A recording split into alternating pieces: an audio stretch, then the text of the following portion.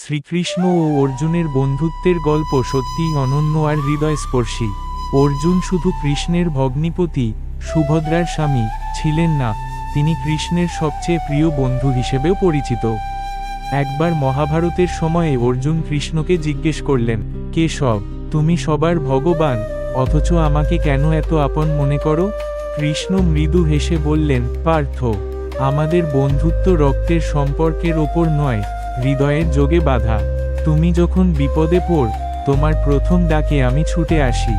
বন্ধুত্ব মানেই তো এমন, সুখে দুঃখে পাশে থাকা।